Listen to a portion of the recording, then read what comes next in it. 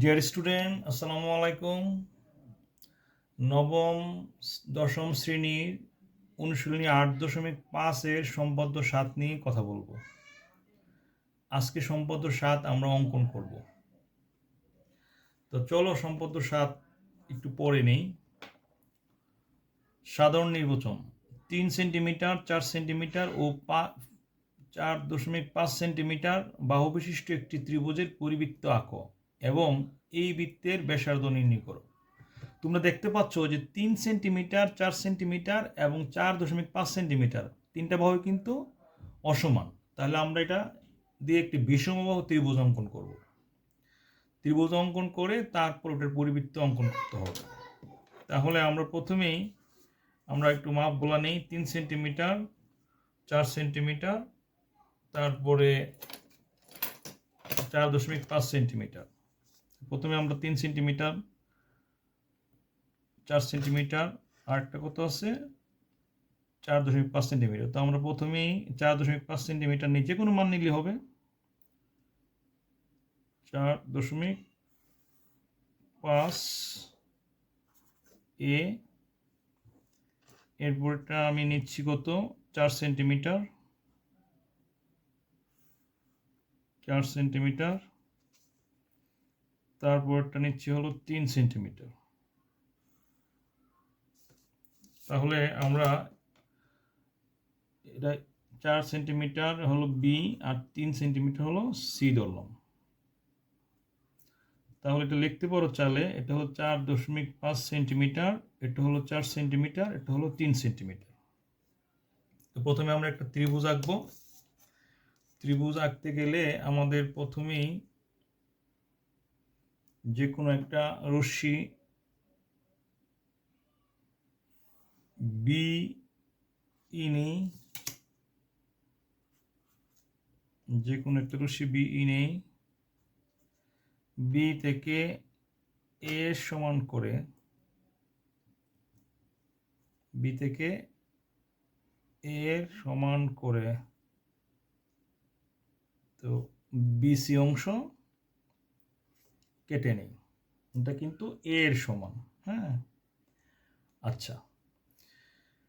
BC রেখাংশের B ও C বিন্দুতে বিসির একদিকে বি এর সমান ব্যাসার্ধ নিয়ে, বি এবং সি এর সমান ব্যাসার্ধ নিয়ে দুইটি বৃত্তচাপ আঁকি। আমরা সি এর সমান ব্যাসার্ধ নিয়ে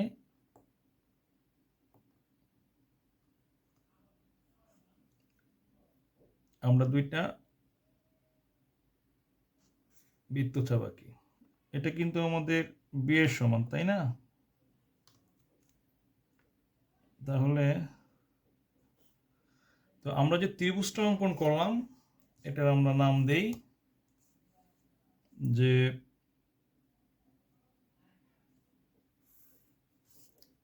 এ।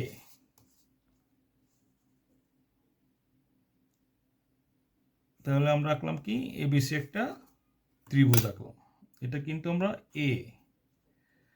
তাহলে এবিসি ত্রিভুজ অঙ্কন করলাম।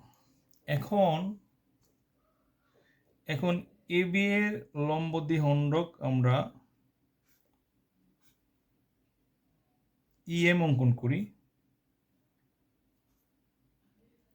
এবি এর লম্ব দ্বিখণ্ডক ইএম অঙ্কন করব।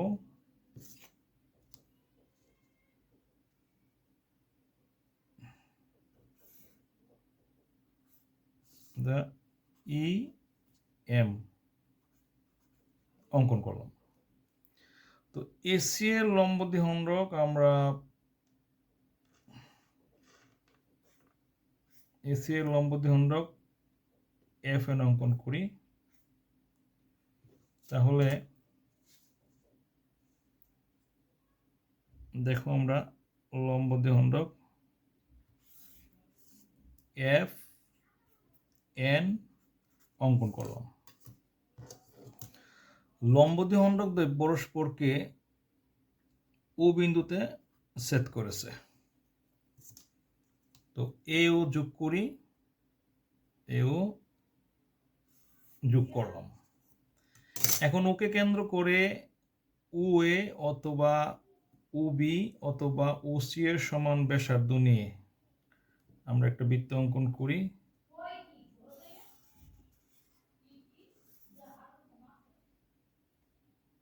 তাহলে এ বি সি উদ্দিষ্ট পরিবৃত্ত। এখন আমরা পরিবৃত্তের ব্যাসার্ধ নির্ণয় করব। তো চলো এবিসি ত্রিভুজের পরিসীমা আমরা নির্ণয় করি। তো প্রথমেই আমরা ত্রিভুজ এবিসি এর পরিসীমা বের করতে হবে, তাই না? এর পরিসীমা আমরা বের করব। তো পরিসীমা 2s সমান কি? 3 বাহুর যোগফল।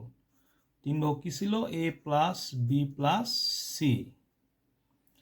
লক্ষ্য করো এখানে এর মান ছিল 4.5, বির মান ছিল 4 আর সির মান 3।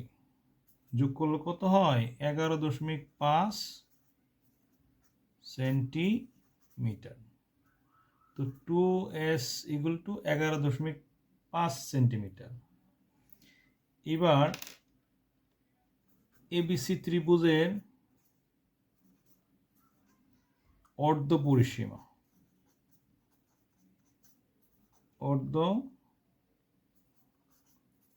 পরিসীমা। তো এস ইকুয়াল টু কত? তো 11.5কে 2 দ্বারা ভাগ করব, কত আসবে? 5.75 সেন্টিমিটার। তখন এবিসি ত্রিভুজ এর ক্ষেত্রফল কিন্তু আমরা বের করতে পারব। এবিসি ত্রিভুজের ক্ষেত্রফল, যেহেতু এটা বিষমবাহু ত্রিভুজ, তাহলে সূত্রটা কি? S into S minus A, S minus B, S minus C. কি হবে? এটা হোল রুট। তো এস এর মান কত? 5.75, এখানে 5.75, এর মান কত? 4.5। এস মাইনাস বি, এস এর মান কত? 5.75, বি এর মান কত? 4। তারপরে এস এর মান কত? 5.75, সি এর মান কত? 3। উপরে হোল রুট। হ্যাঁ, ওকে। তো 5.75 এখান থেকে বিয়োগ করলে হবে কত? 1.25। এটাতে 4 বিয়োগ করলে হবে 1.75, এটাতে বিয়োগ করলে হবে কত? 2.75 হোল রুট। এখন আমরা যদি সব কয়টাকে গুণ করি ক্যালকুলেটরের সাহায্যে, তাহলে কত আসবে? হোল রুট 5.75, 1.25,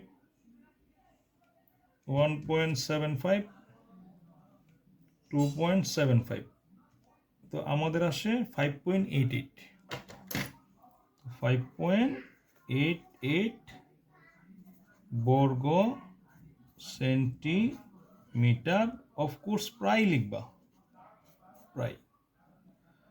তো ব্যাসার্ধ নির্ণয়, ব্যাসার্ধ যেহেতু পরিবৃত্ত, এটাকে আমরা ক্যাপিটাল আর দ্বারা প্রকাশ করি।